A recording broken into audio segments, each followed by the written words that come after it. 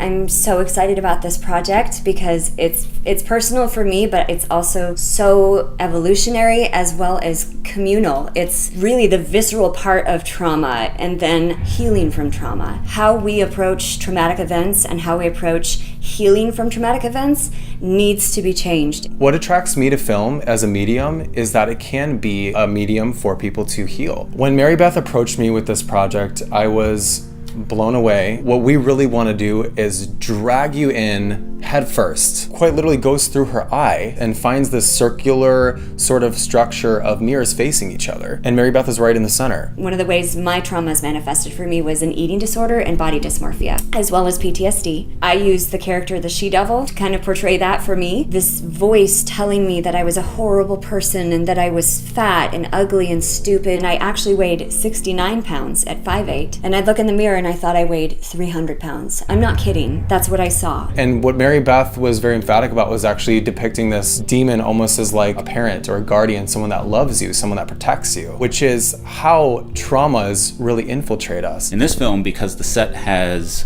a ring of mirrors, we have to be very careful with camera and light placement because we don't want to see those. So the pre-visualization will help us be able to tell from this angle, we don't see the camera. Thinking about the lighting, my mind goes to Guillermo del Toro, who's always excellent with lighting and shadow. And most recently, in The Shape of Water, lighting and camera angles really bring out the main character's feelings. I'm going to be transforming Mary Beth for her role.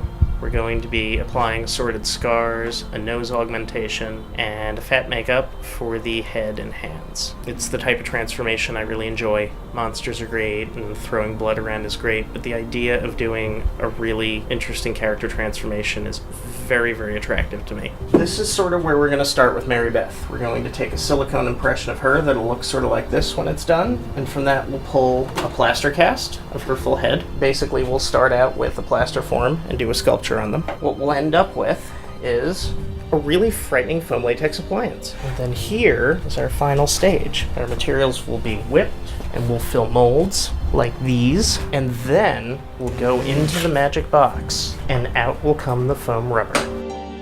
So in regards to the campaign, for this short film, we are looking to raise $65,000. And I know, ooh, that's a lot, but we are making this the way this film needs to be made so that we can get this message out the way it needs to be portrayed and sent out. And this is going for this short film, but it's going for something even bigger. That movement that I've spoken about, the hashtag Face Your Trauma. But we're hoping to turn this film into a series based on real life stories of other people's traumas. We're going to be using this campaign to find those stories. On Instagram, we're going to be inviting people to send in selfies, and we're going to be doing a photography session of people and their traumas, and we're going to be asking them to hashtag show their scar. Looking at this project and all the amazing visual effects and special effects, the sticker shock for me was the $65,000 price tag, but I am really excited about what that money is going to do for us because it's not staying just within this film. It's going to be a catalyst for a much bigger movement. Throughout my life, I have struggled with